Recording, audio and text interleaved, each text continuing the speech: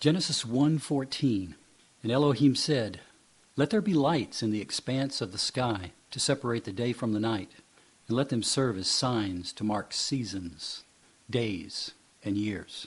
Hi, I'm Bill Sanford, and if you have a few minutes, I'd like to share with you some insight I believe our Heavenly Father has showed me on how to balance the Hebrew lunar calendar, one of the most hotly disputed issues in our time, which has divided the body for years.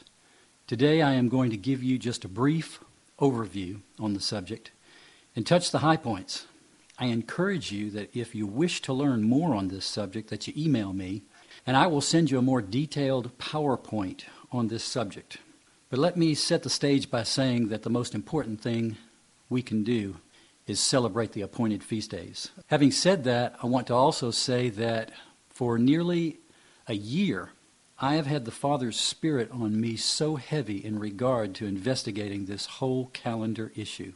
I have had prominent leaders in the Messianic movement tell me I needed to put it down. And when I tried, Father would give me no peace until I picked it back up again. Had I given it up, I would have been disobedient, because it was by keeping on that I have uncovered extraordinary information.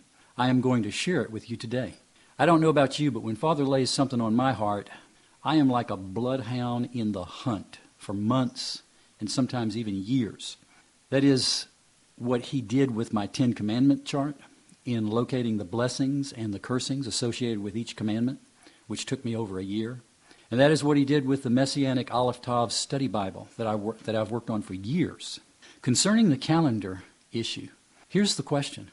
When does the lunar month begin? Does the lunar month begin on the day the conjunction takes place, or on the first sighting of the waxing crescent moon forward to the next day? What is at stake here is the importance of following and observing all moed, or appointed times, on the actual appointed days as commanded in the Torah by Yahuwah in Leviticus chapter 23, a very important subject for believers. We know from Scripture that Father's ways of measuring time are different from man's current ways of calculating time. A day does not end and a new day begin at 12 midnight, but after sunset according to the creation week in Genesis and many other scriptures, which begs the question, if a day is divided by darkness, then why not a month? A new year doesn't begin on January 1st, but on the first day of the month of Abib, Exodus 12:2. You are to begin your calendar with this month. It will be the first month of the year for you. The Aramaic word Adar for the 12th month means darkened eclipse, which implies that even the new year comes out of darkness into light as well, from Adar to Abib, the same way a day ends and begins. If so, why not a month? The moon should measure the month, and the sun should measure the day. A lunar year should only have 354 solar days every year. That is 6 months with 29 days and 6 months with 30 days. It is Father's perfect timepiece, fulfilling the purpose of why he created both the sun, moon, and stars. Millions of believers in Messiah Yeshua worldwide are returning to their Hebrew roots as Father convicts them to do so by his Spirit, and are coming out of the man-made traditions like observing Christmas, Easter, and Sunday as Sabbath, all in an effort to come out of Babylonian feast days that the Church of Rome Christianized over 1,700 years ago, that the book of Revelation admonishes us to do so as believers. Even Yeshua said, Father is looking for those who will worship him in both spirit and truth. To practice our faith and observe the festivals such as Passover, Feast of Unleavened Bread, Pentecost, Feast of Trumpets, Day of Atonement, Feast of Tabernacles, which was the true birth time of Messiah, and also Hanukkah and Purim. We need a calendar that can unite us, but more important, we need a calendar that the ancients used. We need Father's calendar. In the Messianic faith movement today, we have primarily 2 different calendars. And what separates them is the difference of when a lunar month should end and when the lunar month should begin. Those that follow the conjunction for the first month to begin. I refer to those as conjunctionist. And those who follow the sighting of the first waxing crescent moon to begin their first day forward from that day for the first day of the month to the next day, I refer to them as crescentist. Now, conjunctionists believe that on the precise solar day that the conjunction occurs on, that day should be proclaimed on the solar calendar as both the last day of the old month and the first day of the new month. I know this because I used to be a conjunctionist. The crescentists believe that on the evening the crescent moon is sighted in Israel in the sky after sunset, that the first day of the lunar month should begin forward from that evening, thus proclaiming the first day of the new month after sunset at evening. I know this because I used to also be a crescentist for over 9 years. I have seen times when they were unable to sight the first waxing crescent in Israel due to cloud cover, and they would actually add another day to the old month. That is how much importance some groups have placed on the sighting of the first waxing crescent to proclaim the first day of the new month. What I am going to try and explain is why both the conjunction and the sighting of the first waxing crescent are important, and why neither can stand by themselves independently of the other, but both must depend on each other in order to calculate the first day of the lunar month and balance the calendar. I call my calendar the Bookend Model because it uses both the conjunction and the first waxing crescent to capture a time called the new moon period that Philo of Alexandria speaks of. Please do not consider the Bookend Model a new calendar. I believe this was the calendar used by the ancients, and that knowledge has been hidden from us for quite some time. One of the primary reasons I believe that knowledge is being given to us now is because Father is pouring out His Spirit right now, because we are in the last days, and we are the last generation. I am not the only person who is being led to believe that the Bookend Model actually balances the calendar. There are many others, but one very prominent individual is Andrew Roth, who is about to release his new book on the subject entitled Wheel of Stars, which has taken years of research to put together. Andrew is a strong advocate of the principles of the Bookend Model. It just so happened we both discovered these truths independently, and by a miracle we were united recently to both work on this project together and confirm our beliefs. And I believe that Father will do this. I said all that to remind us that in order to solve this puzzle on the Hebraic calendar issue, we not only need to gather all the accurate pieces from the past, but we need to take those puzzle pieces and match them up with the knowledge we have been given today and what the Spirit is revealing to us now in our generation, and see what picture comes into focus. The final answer to this puzzle should bring all the witnesses we have on this puzzle to the table to fit them tightly together, both past and present, leaving nothing out. What are those witnesses we call pieces of the puzzle? We have the witnesses of the book of Enoch, the witness of the historian Philo, as many as other historian witnesses. We have the Torah, we have the Talmud as it records history, and we have both math and astronomy of today. Let's keep in mind that we live in a time where the gift of knowledge has increased substantially from Father, just as prophesied in Daniel 9.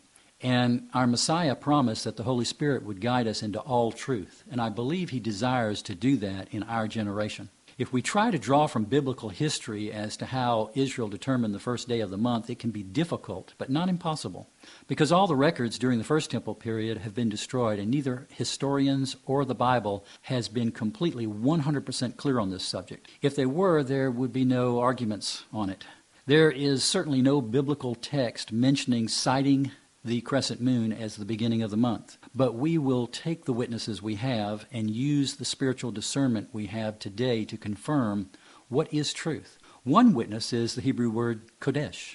The Hebrew word Kodesh, where we get the word for month or new moon, comes from the root word Kadash, which means to be renewed or repaired. The word Kodesh has nothing to do with the sighting of the crescent.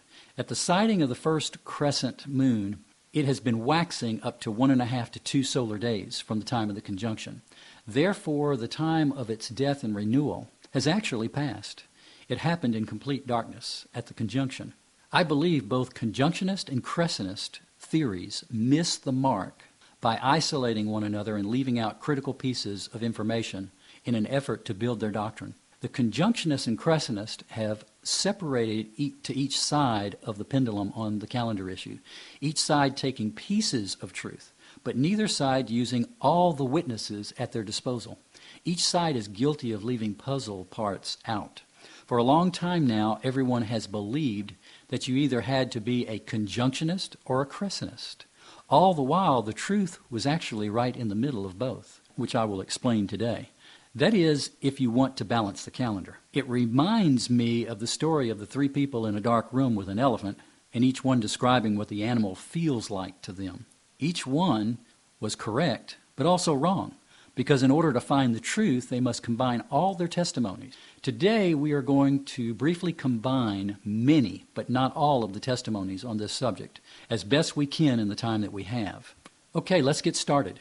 Conjunctionists have a problem when starting and ending their month on the same day the conjunction takes place because each lunar month must have either 29 or 30 days, no more, no less. By ending and starting their count from conjunction to conjunction, the lunar calendar will never have 29 solar days, but will oscillate between 30 and 31 solar days. A lunar year should only average 354.37 solar days.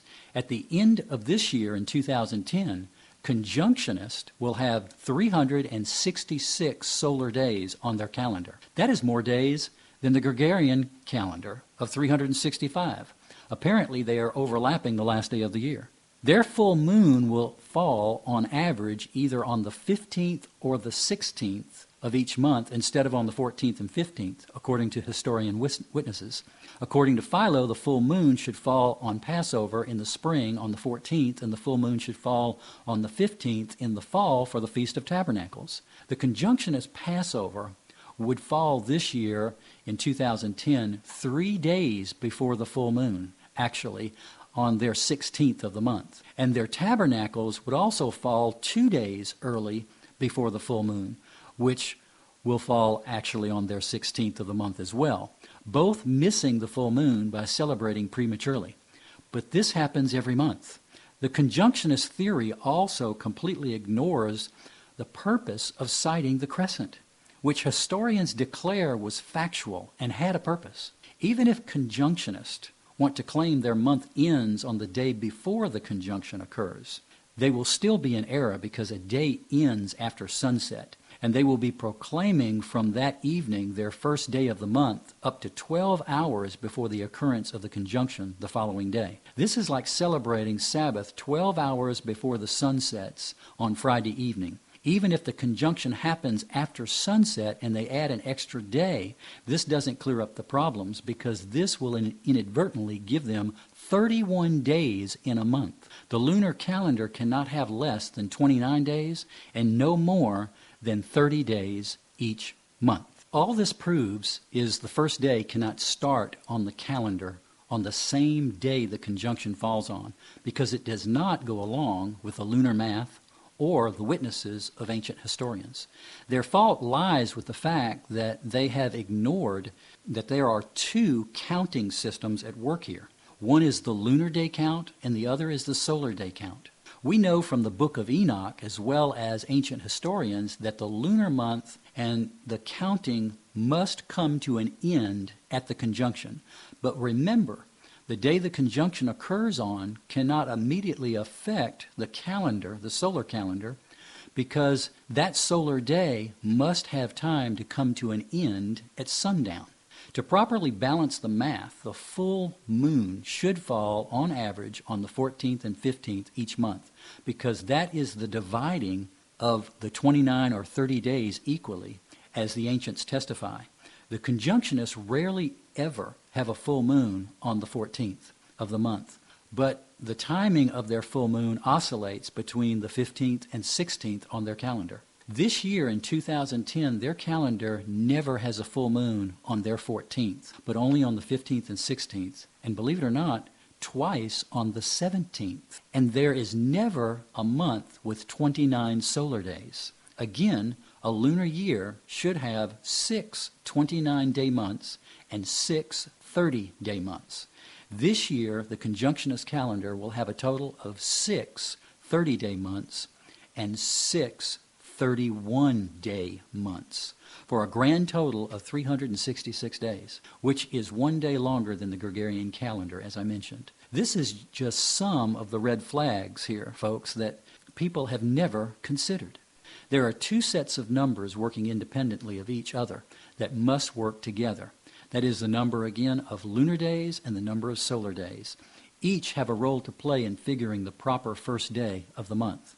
Conjunctionists are also quick to point out the faults of the crescentists and how citing the crescent was done by all the pagan religions for thousands of years, and are right to be a skeptic in this regard. But conjunctionists fail to realize just what could be important about citing the first waxing crescent, which is testified again by Philo and the Talmud and Hillel the Elder, both of whom were alive during the time when Yeshua, Messiah, was walking the earth. Because of time, I will not read their quotes, but will ask you to simply email me for the PowerPoint.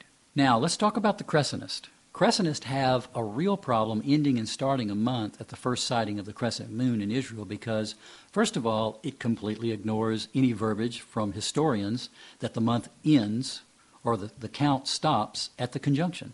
If the count comes to an end at the conjunction, you cannot have 0 days from that point on and then start counting number 1 from the first sighting of the waxing crescent forward. You would be stepping out of the box, in other words, the new moon period of time that began at the conjunction.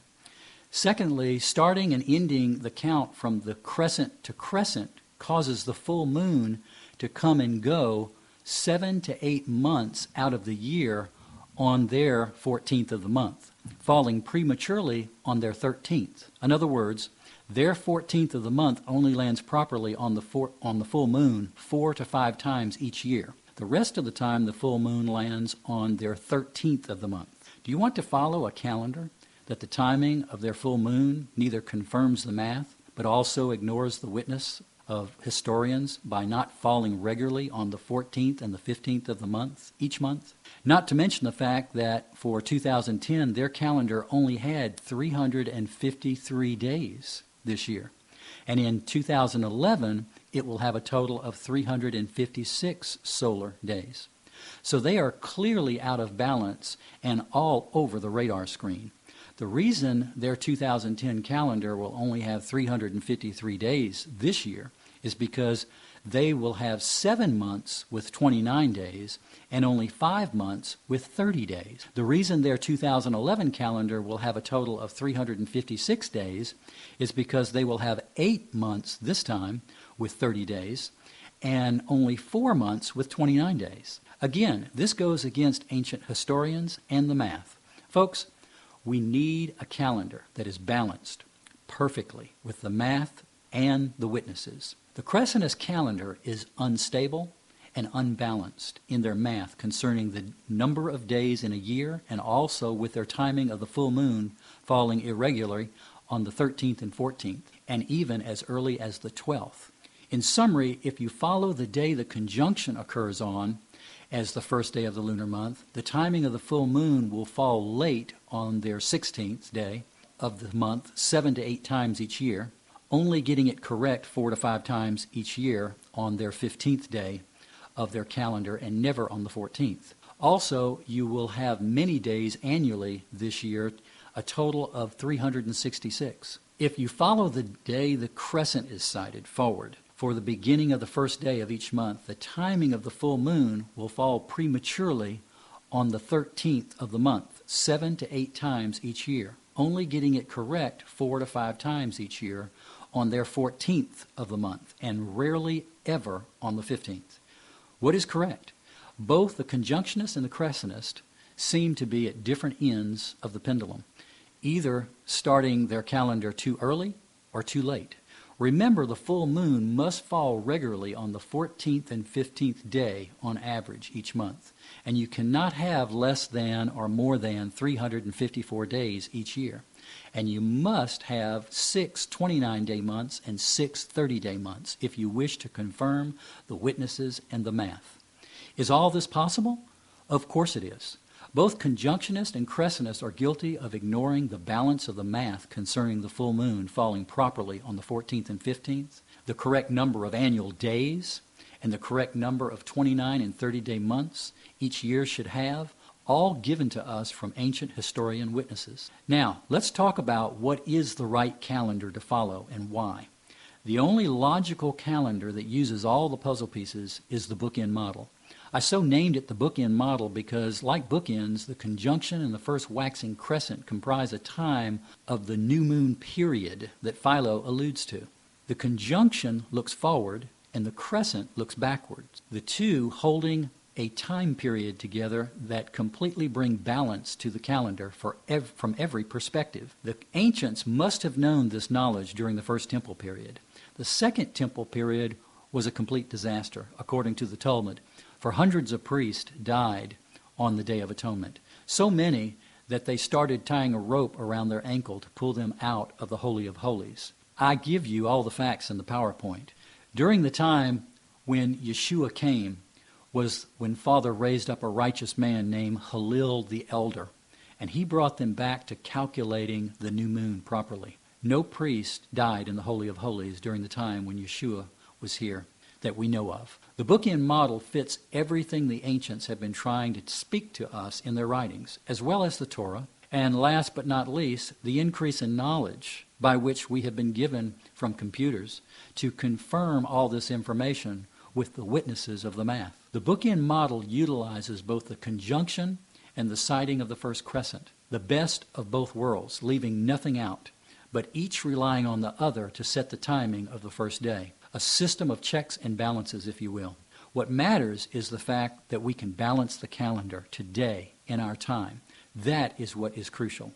By sighting the first crescent, the ancients would have been able to confirm their calculations of when the conjunction took place relative to the observance also of their full moon. The ancients knew for certain the month would either have 29 or 30 days, but anyone who follows the lunar calendar regularly knows there doesn't seem to be a set pattern as to when they occur, only that there will be 6 of each during a year, meaning the month will have either 29 days with a 1-day dark moon or 30 days with a 2-day dark moon. Thus, sighting the first crescent confirmed the timing of the conjunction and set the first day of the month, but not forward, as so many have been led to believe and assume. For if you count the new month forward from the crescent, then you step out of the box and the conjunction becomes meaningless. But if you use the day that the crescent is sighted as the first day of the month, then that day is actually the following day, 24 hours later after the conjunction. If the conjunction happens a day earlier,